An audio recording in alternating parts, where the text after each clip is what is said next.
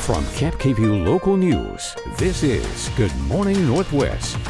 Good morning, I'm Jill Sperling, and this is your news and weather update. New this morning, Kennewick Fire Department and emergency crews responded to a house fire yesterday afternoon. Crews were called to the home at East 4th Avenue around 6 p.m.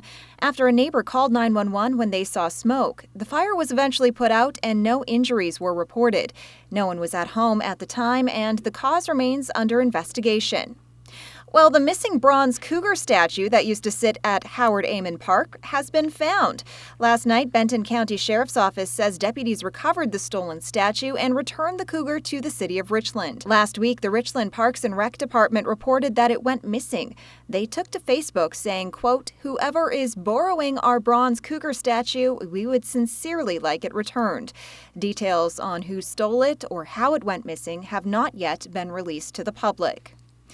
A fiery crash on Highway 12 shut down the eastbound lanes for several hours Wednesday afternoon. The crash happened just before 3 o'clock at US 12 and Dodd Road. That's near the McNary National Wildlife Refuge. Traffic backed up for almost 3 miles as WashDOT and State Patrol worked to clear the scene. It's still unclear what happened or how badly the people involved might have been injured. We'll update you on yaktrynews.com as we learn more.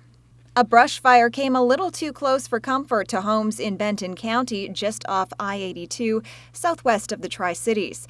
The call came in around 2:15 Wednesday afternoon. It took several hours for fire crews to make sure the scene was safe to leave. A nearby resident said landscapers were doing some burning in the area and the fire got out of control. It's yet another reminder that even after the unusually soggy spring we've had, things can dry out quickly, and it doesn't take much for fires to get out of hand. The Yakima community is preparing to celebrate Juneteenth over the weekend, starting with a musical performance Friday night at the Seasons Performance Hall. The now federally recognized holiday commemorates June 19, 1865, the day the last of the slaves were freed in Texas, more than 2 years after the Emancipation Proclamation. On Saturday, the Yakima NAACP is hosting its 31st annual Juneteenth event with food, entertainment, and resource booths at Martin Luther King Jr. Park. Sunday, the Seasons Performance Hall is having its annual Juneteenth Life and Freedom celebration, featuring a concert in honor of African Americans who passed away due to COVID-19. Well, here's your chance to give back while enjoying some delicious Mexican food. Tumbleweeds in Richland is working on their Buy One, Give One campaign to benefit the Tri-Cities Cancer Center Foundation. It's a part of the Hot Meals program the center delivers weekly to their patients. Now, Tumbleweeds is offering the chance to buy a pan of their take-and-bake enchiladas, and then pre-buy a pan they will gift to the center's program. The campaign is online only and runs through August 10th. 2 pans will cost you $40. You can choose to keep one and gift the other, or gift both. An initiative that would alter the way Seattle elects mayors, city attorneys, and city council members is headed toward the November ballot. The Seattle Times reports elections authorities said Wednesday the Initiative 134 campaign has secured enough qualifying signatures. Under the proposal, a voter would be able to select multiple candidates in each primary race rather than only one. The 2 candidates with the most votes in each nonpartisan race still would advance to the general election, where voters still would select only one candidate. The group called Seattle Approves gathered enough votes to qualify the initiative by a relatively narrow margin. 3 misconduct complaints against former Seattle Police Chief Carmen Best from summer of 2020 stalled and are still pending.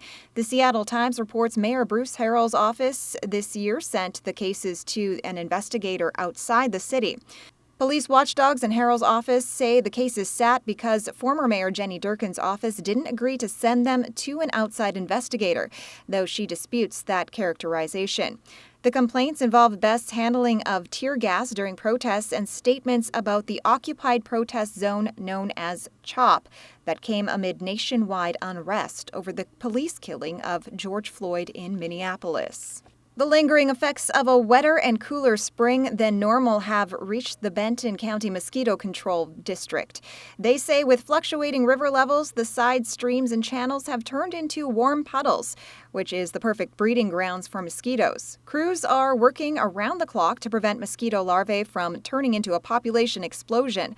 Gretchen Grabar with the district encourages residents to inspect their properties for any standing water. You can use a device called a mosquito dunk to kill them off. And we told you about it, and it did appear in the night sky. Check out this image from the West Richland Police Facebook page. An officer snapped this picture. Of course, the strawberry moon gets that name because it's a full moon during the strawberry harvest. And one couple truly had a fairy tale wedding in Washington State. Washington State Ferries tweeted this image. The agency says Laura Wilder fell in love with Washington's ferries during a Seattle visit. Later, she brought her boyfriend Matt, who also became captivated. This past Saturday, the Kentucky couple got married aboard the Ferry Wenatchee. Right now, the newlyweds are on their honeymoon in Alaska.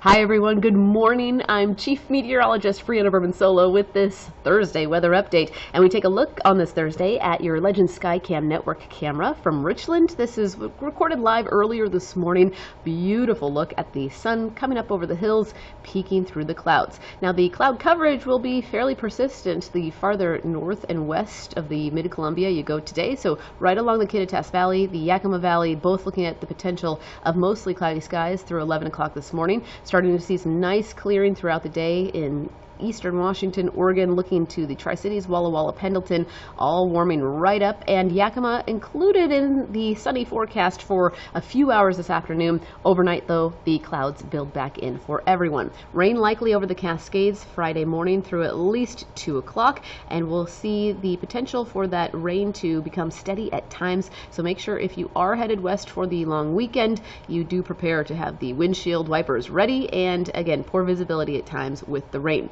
Now, as we look ahead to Friday afternoon, we should be mostly dry in the Tri-Cities, and for your Saturday morning forecast, we shift our focus to Walla Walla, Dayton, Pullman, Pendleton, and the Blues. If you are traveling over I-84, you may run into a few storms this weekend, and that rain begins early Saturday morning. Today, 76 degrees in Yakima for Thursday afternoon. Again, mostly cloudy through the majority of the day, but we will see some nice sun breaks in the afternoon.